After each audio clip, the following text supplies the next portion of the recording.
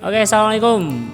Azia di sini dan kamu di sana, dan balik lagi kita bakal mau bahasin soal gerak lurus ya, tipe-tipenya apa aja sih gitu.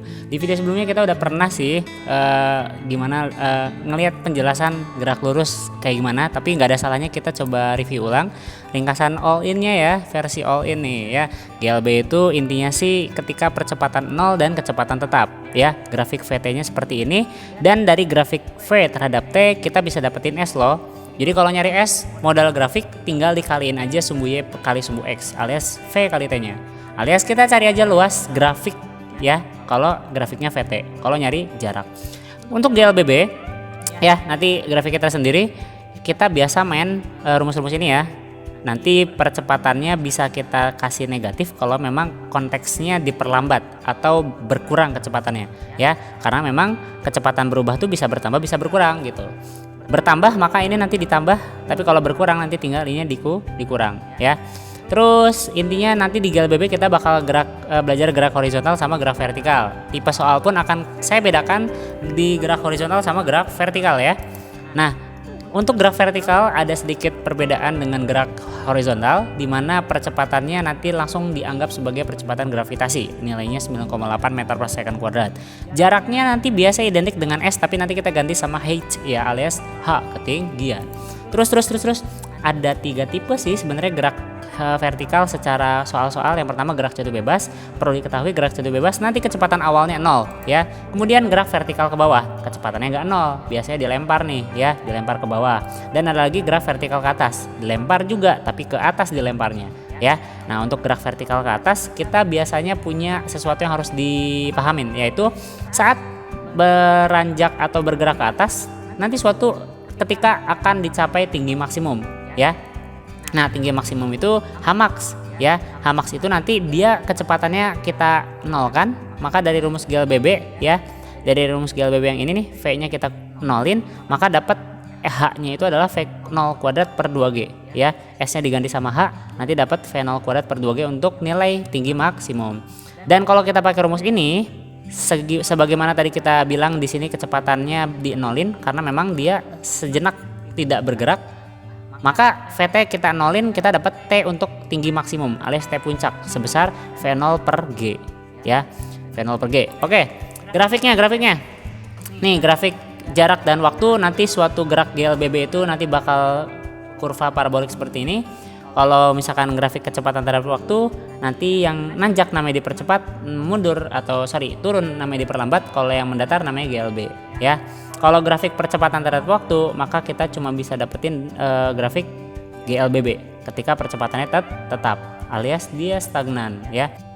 Oke, kita akan coba simulasikan gerak lurus beraturan dan gerak lurus berubah beraturan ya. Pertama kita ke GLB dulu atau uniform motion. Kita kasih kecepatan konstannya itu di angka 2 meter per second kuadrat. Kita lihat gerakannya seperti apa.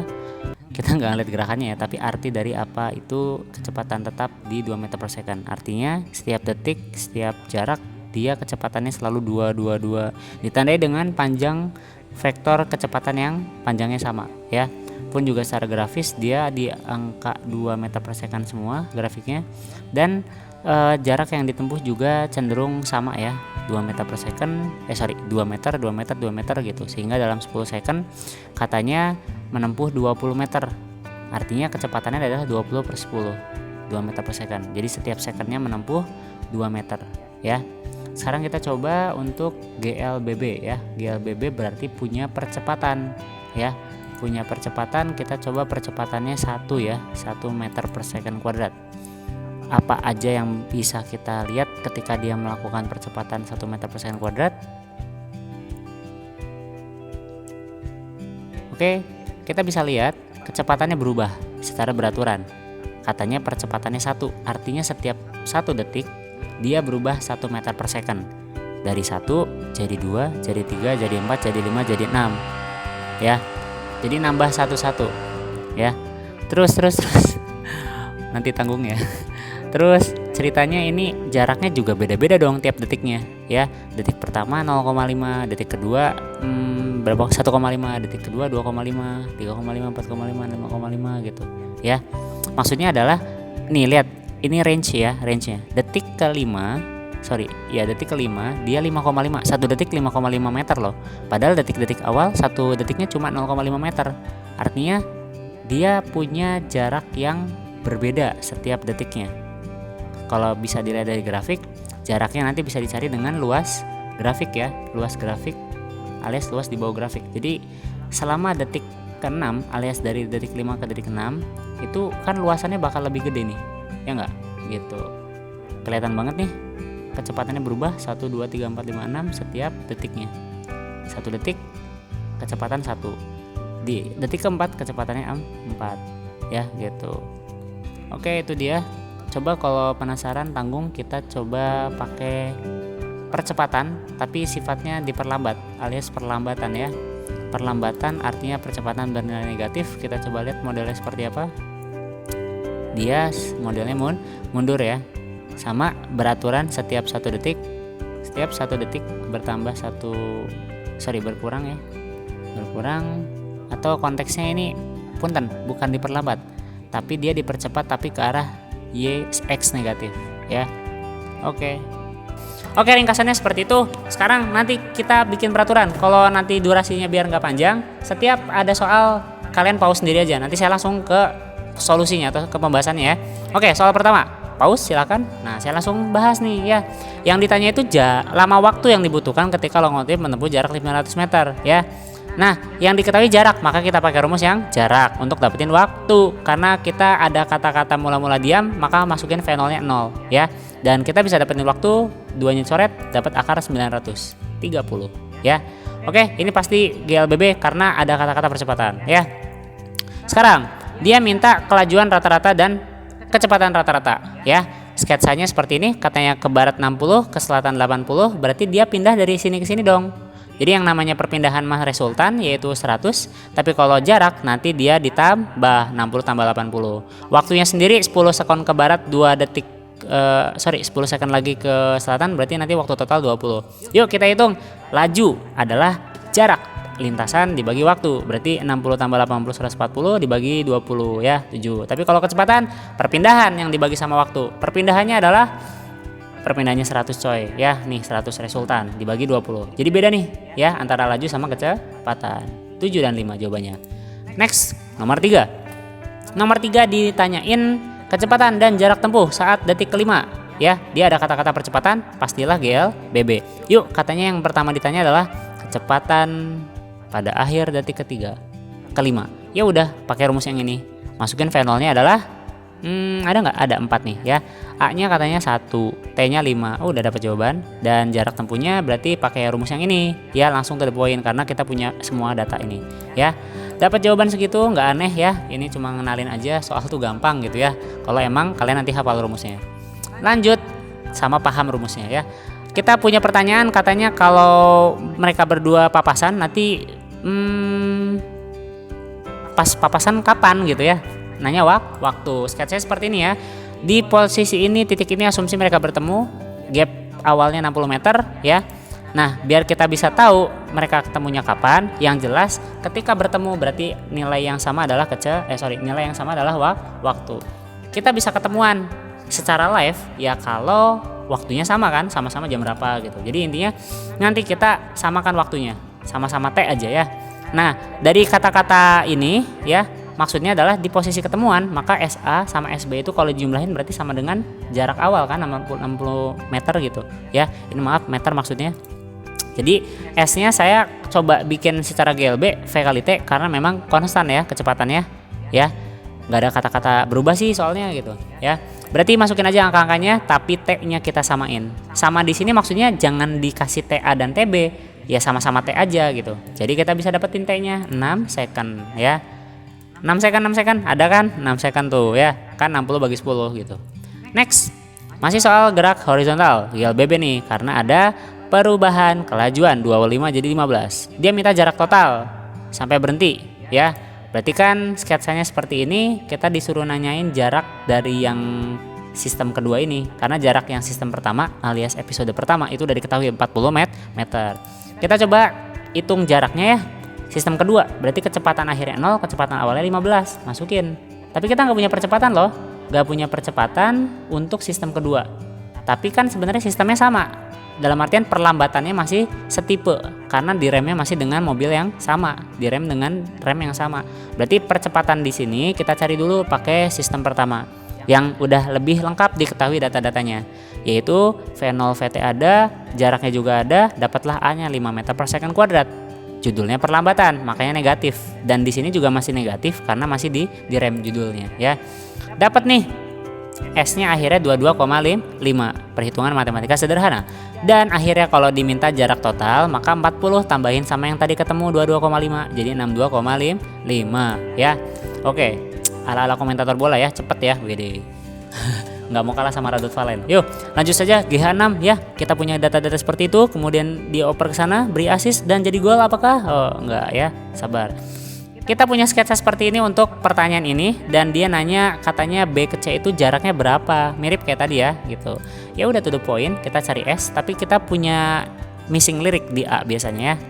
Kita cari dulu A-nya pakai lintasan AB. Kenapa? Karena geraknya masih beraturan alias percepatannya tetap dari mulai A sampai C ya.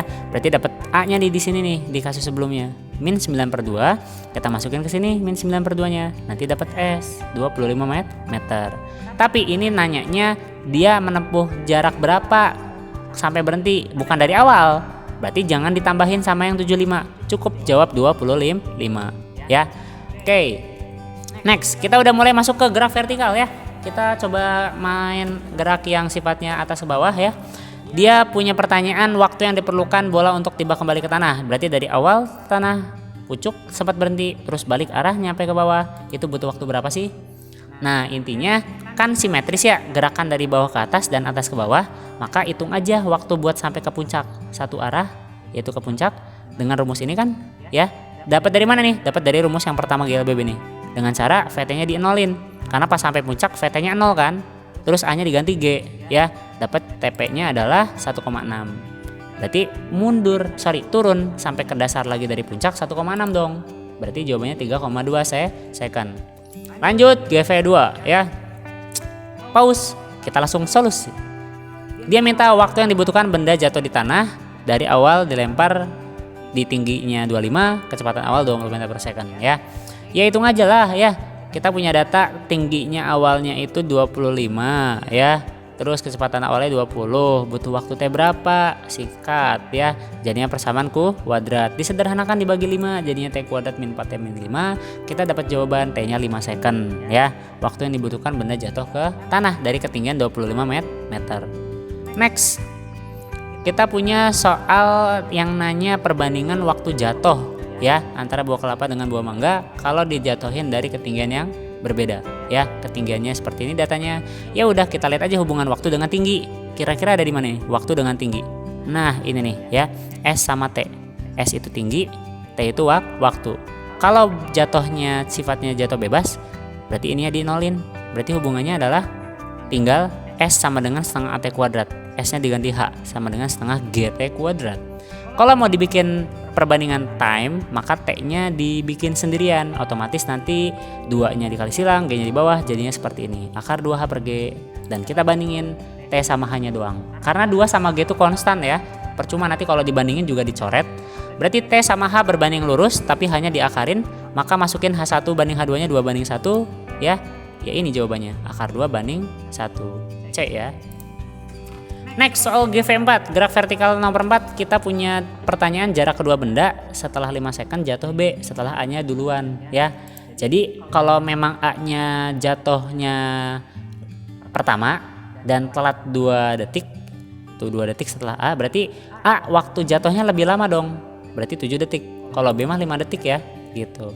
Nah, hitung aja. Karena jatuh bebas, V0-nya di nolin. Ya yang ini nih.